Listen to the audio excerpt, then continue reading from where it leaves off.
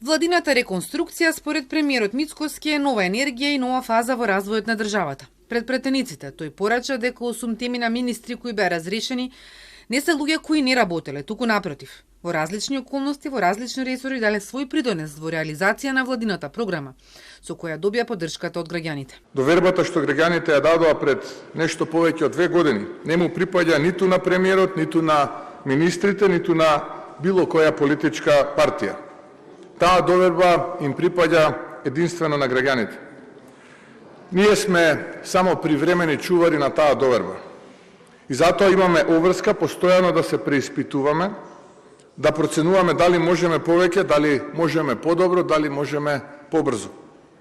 Влада што престанува да се преиспитува, почнува да стагнира, а влада што стагнира ја успорува и државата.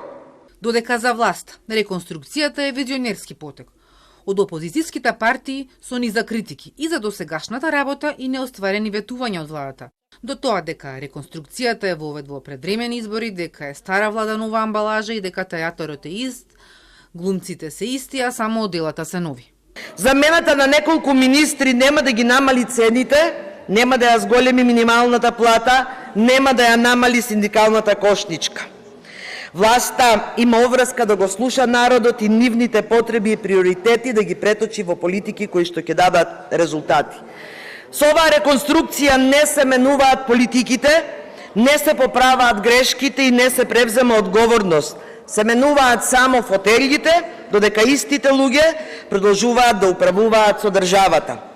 Реконструкцијата сама по себе е признание дека владата не испорача резултати. Сметам дека оваа реконструкција, како што кажав, е храбар чин и визионерски чекор на претседателот Христијан Мицкоски. Избрани се лица кои што ќе бидат министри до крајот на овој мандат, кои што се силно докажани во секој во својот ресор. Билансот на ова влада, кој се ребрендира, не е листа со успеси, туку долг каталог на лаги. Истакна уставни измени во текот на 6 месеци, но ништо нема. Напротив, ние сме во тотална изолација денес. Нуда еднаквост за албанскиот јазик, но го оспорија секој механизам кој го штити. Не само министерствата, и ги потопивте и ги оставивте во многу долгови.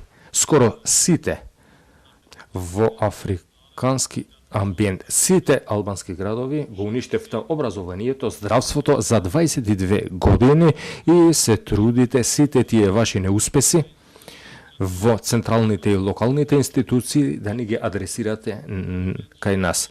Премиерот ги предложи Јетон Шасивари за местото на Игор Филков во Правда, Агон Ферати на чело на Министерството за односи со заедниците, на местото на Иван Стојковиќ, кој оди во локална самоуправа.